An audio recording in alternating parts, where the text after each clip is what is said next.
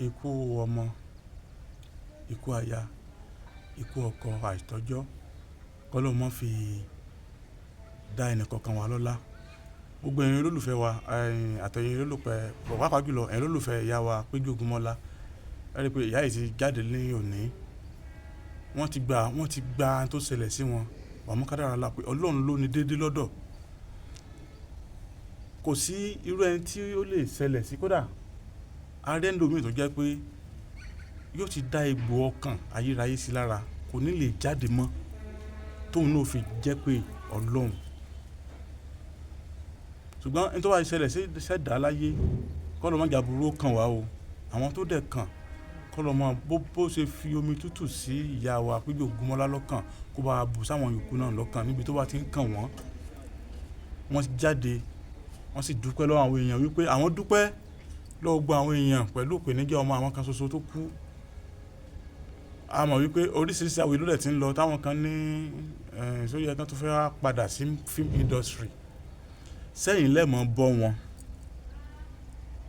ẹjẹ́ gbéra wa léèrè pẹ̀lú àwọn tán sọ wípé sóyè kí ìyá Péjú Ògúnmọ́lá sótì lẹ́tọ̀ọ́ kan jáde pé ókè o àwọn wọ́n fẹ́ padà sí wọ́n fẹ́ padà ṣẹ́ padà sí wọn wà ní ṣiṣẹ́ mọ́ ni. Ẹ̀yin náà ni ló sì jẹ́ pé bírú ẹ bá ṣẹlẹ̀ sí ọ̀dọ̀ àwọn míì tán wá ní ókè o bóyá irú ẹni bẹ́ẹ̀ wá lè ṣiṣẹ́ kò lè ṣàbọ̀ mọ́, oró yẹn mú un lọ́kàn ojoojúmọ́ ní ń rò ó. Tán bá wá ní ó ní ìdìrànlọ́wọ́ o ẹni ṣe ìkan yẹn ìṣẹ̀ṣẹlẹ̀ ní kí ló dé tí ò lè ṣiṣẹ́. Ìyá rẹ̀ ti jáde sí pé ókè wọ́n ti gba kádàrá, àwọn èèyàn ti bá wọn sọ̀rọ̀ lọ́tùn lósì. Ọ̀rọ̀ táwọn èèyàn wá bá wọn sọ kò wá fẹ́ nítumọ̀ bí wáàsí gangan táwọn gangan ṣe fúnra wọn.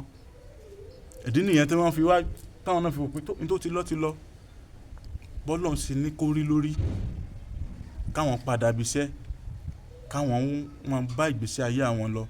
So gbogbo ẹni tí wọ́n jáde lọ́tùn tẹ́ ti sọ́dorin àbí ẹ ti sọ́ di kọ́ńtẹ́ẹ̀tì yẹn pé kò tí yẹ kó jáde, kò tí yẹ kí ó sì gbà, kò tí yẹ kó ṣàwò. Ṣé ókè kí rònú wá pa wọ́n sínú ilé? Ṣé gbogbo èèyàn mélòó ló rántí wọn níbi tí wọ́n wà? Èèyàn mélòó èló lẹ gbé lọ bá wọn níbi tí wọ́n wà? Sí owó tẹ bá wá fún wọn yẹn sóò ní wọ́n wà gbọ́kànlé. Ẹ jẹ́ á máa sọ ẹnu wa ká sì máa ṣọ́ra o. Ọlọ́run ní fi aburú àwọn tó kàn ló mọ̀ o. Ìyá Péjú Ògúnmọ́lá ẹ kú rọ́jú o. Kò tún sí tó tún fẹ́ tó ń lágbára tó yún mọ́ Ọlọ́run wá ní jẹ́ kí n tó tún jù yún lọ ó tún wá ṣẹlẹ̀ sí Ọlọ́run ní kánjú pẹ̀yìn náà o lágbára tọ́lọ́run. Ẹ ṣeun. Bàbá kan bẹ nílùú Àbújá, bàbá mi Yàsín, nípa bá a ṣe fi tí gbogbo àwọn ọmọ tán ní gángan ní àwọn tán mọ̀mọ́kúmọ́ ní olóṣèlú tó wáyé dìbò tó fẹ́ wọlé gbogbo ẹni tẹ́ fẹ́ gba kọ́ńtrátì ńláńlá ẹ pe nọ́mbà bàbá yìí, bàbá mi Yàsín Àbújá náà wà. Ọlọ́run kẹ́ wọn pọ̀, Ọlọ́run gba ọ̀dọ̀ wọn nípa bá a ṣe fi àlùkùránì sí ìwòsàn gbogbo nǹkan pátápátá. Ọlọ́run kẹ́ bàbá yìí pọ̀, ẹ pé bàbá mi Yàsín. Ẹ ṣeun. Ọládélé Àyìndé abẹ́rẹ́ ọ̀rọ̀ ló kọ́ mi súná yá fi kúrò orúkọ tó jọ owó lọ. Abọ́ra tí kì í bọ̀ nǹkan ní sìn pẹ̀lẹ́pẹ̀lẹ́ asá oníbalẹ̀ kó gbé pa asá òdò níbalẹ̀ kó gbódò yan olóògbòjò bàbá egúngún alábala ló fún un lásọ orin tán kọ́ tẹ̀lé gún lẹ́yìn ni wọ́n pè ní ẹ̀sà ẹ̀ ńlẹ́ o ẹ kú kalẹ̀. Atoni ìgbàlọ́ ń jalajala aluwala.